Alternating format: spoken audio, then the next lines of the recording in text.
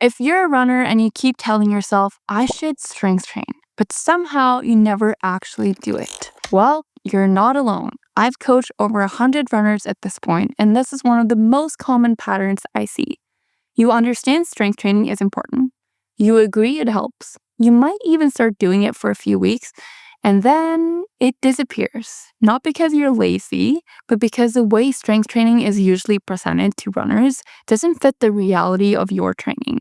So in this video, I'm not going to convince you why strength matters. I've already done that in this video right here. Today, I want to show you how to actually make strength training stick for life. And at the end, I'll show you a couple of my go-to exercises that I use with my athletes. There's actually some really interesting behavioral science behind this. And one of the strongest predictors of whether we do something isn't just motivation, it's perceived effort. In BJ Fogg's behavior model, behavior happens when three things align: motivation, ability, and a prompt. And if something feels too difficult, even slightly too difficult, we tend to avoid it.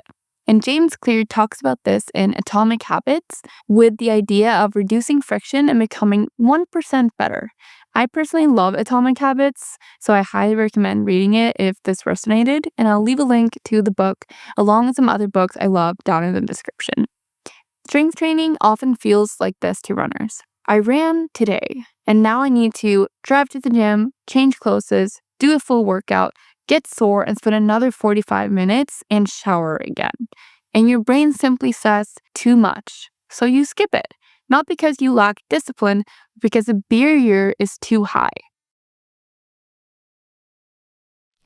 So this is how I structure strength with my athletes. Rule number 1 is know why you're doing it. If strength is just extra, it disappears. But if strength means this prevents my next injury, this keeps my calves from failing late in races, this improves my running economy, then it suddenly matters.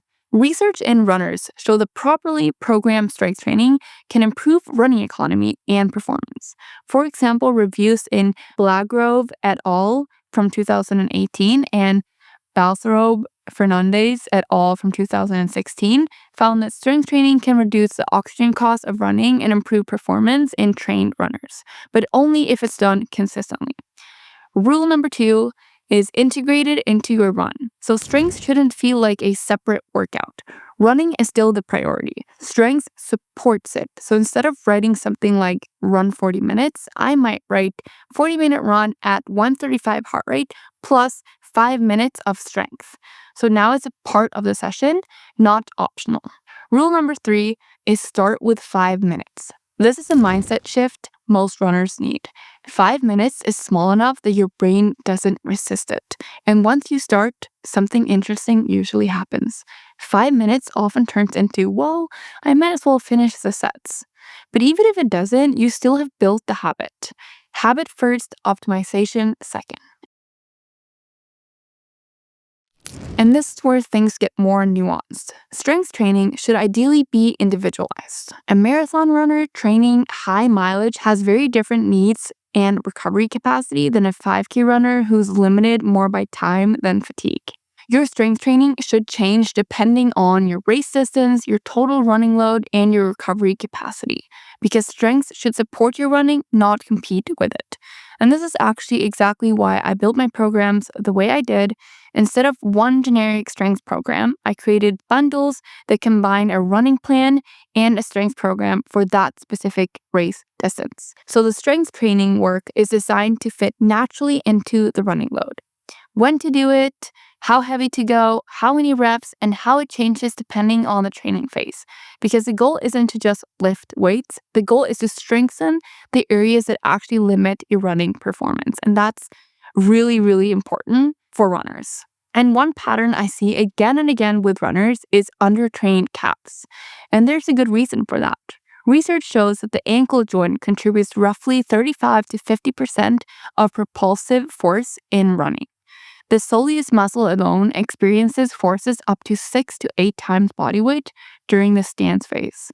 And fatigue in the plantar flexor muscles is strongly associated with late race performance decline. So when calves fatigue early, stride mechanics often start to collapse. which makes them a very common performance limiter. If I had to simplify strength training for runners, I would start here. 2 exercises that give you a lot of return. Number 1, bent knee calf raises, so soleus focus. This targets the soleus, which plays a huge role in distance running. Number 2, straight leg calf raises, gastrocnemius focused. And this trains the larger calf muscles that contribute to propulsion. And when you do these, focus on full range of motion, controlled tempo, and gradually adding load over time. You don't need a complicated gym routine to start building stronger tissue. You just need consistent exposure to load. And if you're curious, these exercises, along with the rest of the programs, were filmed together with Prehab, a running physical therapy clinic, where they explain the technique and progression in detail. One thing runners sometimes worry about is whether strength training will interfere with their running. And there is some truth to that, to be honest. Research on concurrent training shows that when you combine very high volumes of endurance training with very high volumes of strength training, the adaptation can sometimes compete with each other. And this is often referred to as the interference effect.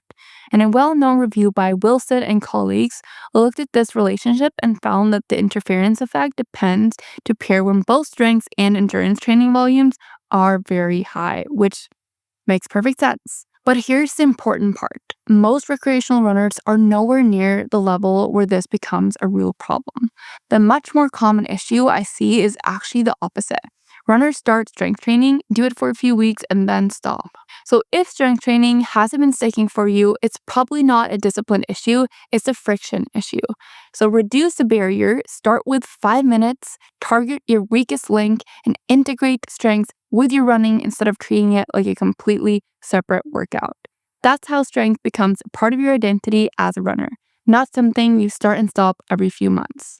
And if this video helped, I'd love to hear from you in the comments. What's the one strength exercise you always skip, or an exercise you love and that has helped your running?